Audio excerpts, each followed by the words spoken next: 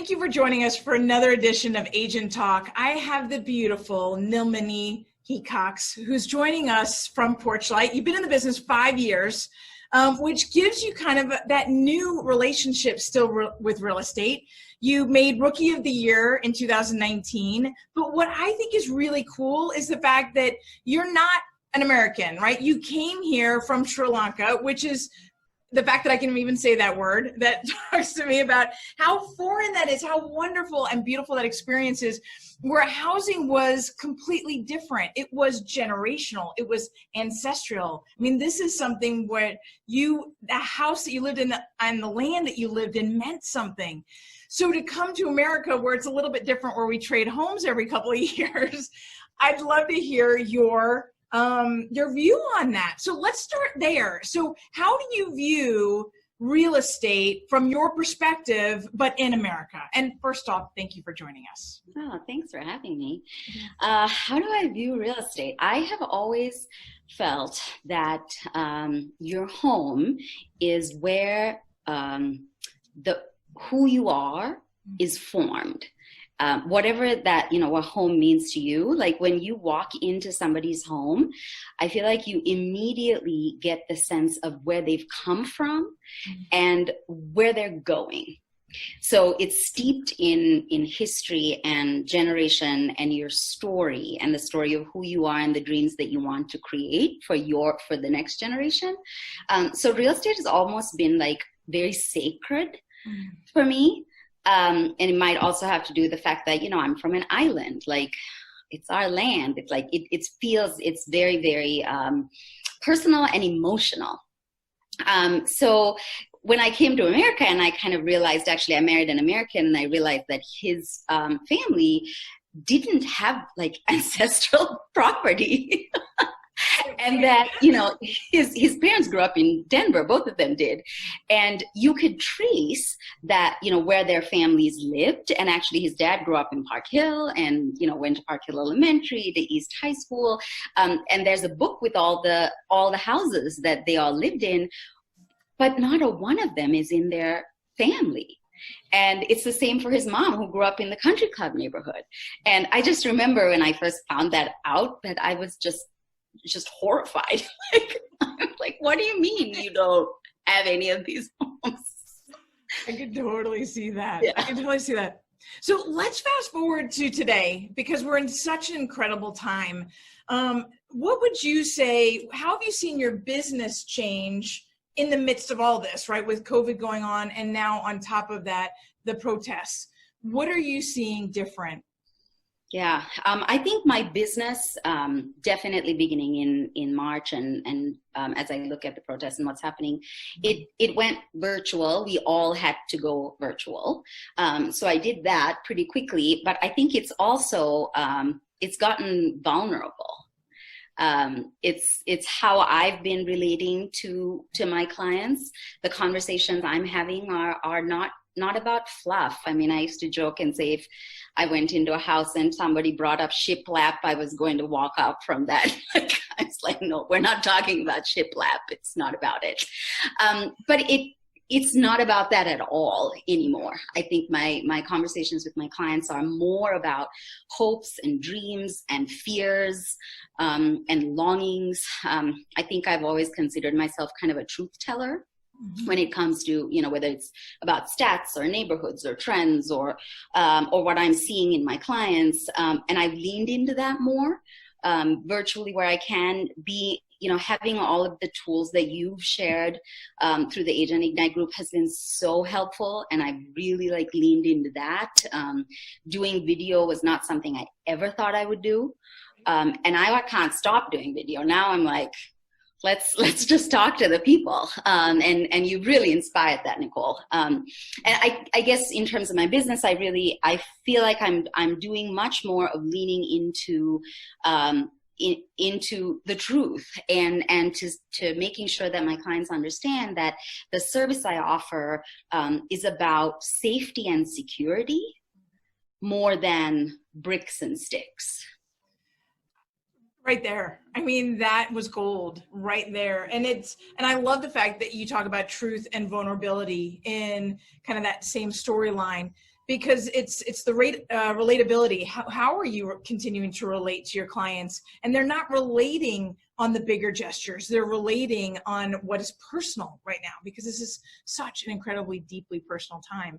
Yeah. So how are you seeing their view on real estate shift in all of this? You kind of talked about your business and you kind of rolled this in a little bit, but how has their relationship with real estate changed? I think that it's gotten a lot serious.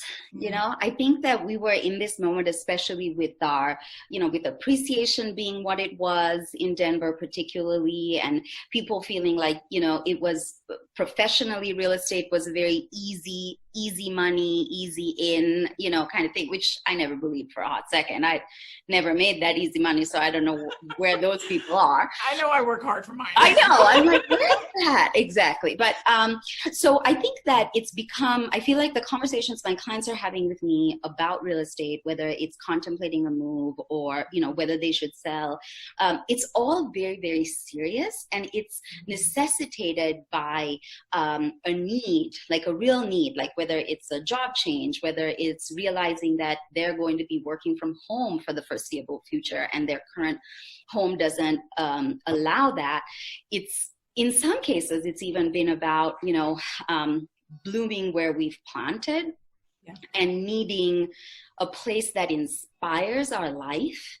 And we're in a moment that feels so dark, needing a house that feels lighter, that is more spacious, that is, allows them to kind of have the kids be at home. Like whatever it is, I feel like it's been like more about, my home must inspire me because there's so little out there in the world to be inspired by. And so those are the conversations.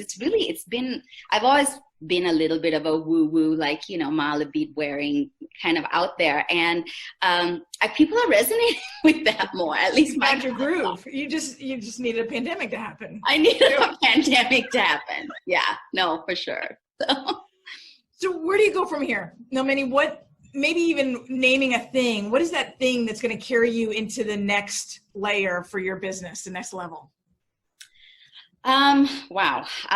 What is it? What's it going to be? I think that for me, I responded to COVID, and, I continue to respond to what's happening with the protests. As an immigrant, as a brown woman, like this hits me in a very deep way, not in the same way as it hits, somebody in the Black community, but it does. And so I've just been real and raw.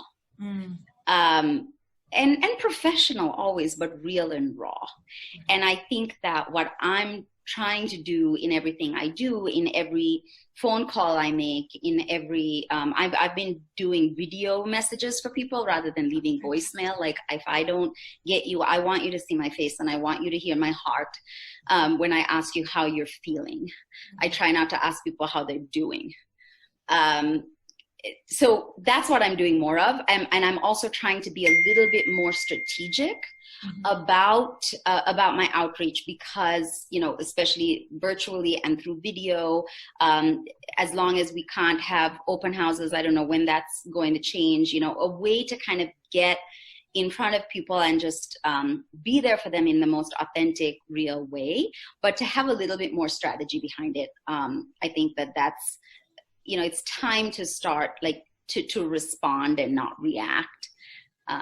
And that's kind of what I'm doing right now, is taking a step back and looking at all the things that I've done and the ways that I've connected. I don't think they're wrong. I just think that they need to be based in something of a strategy, given what we find ourselves in. And this moment, as the moment we think it's lightening or loosening, something else happens. And to me, it feels like we fall deeper into darkness. So waiting for us to return to a place that we've been, it's not going to happen. And I'm cognizant of that. And I'm just trying to be more strategic in my outreach, given that we are in this, in the midst of this wave of change that may never reach the shore. That's really brilliant and so perfectly timed, right? Because we've got this moment where we're coming out where we're breaking out of the last 2 months where we've been trapped at home.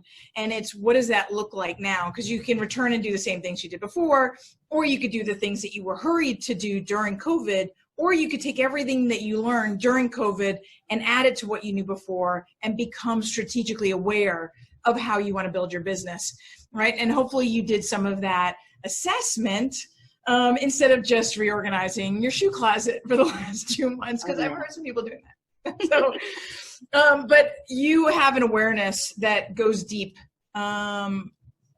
clearly from your background, from your family, and then from your introduction to America and the way we do things. You just look at things a little bit differently, but just from the human that you are, is such a beautiful space.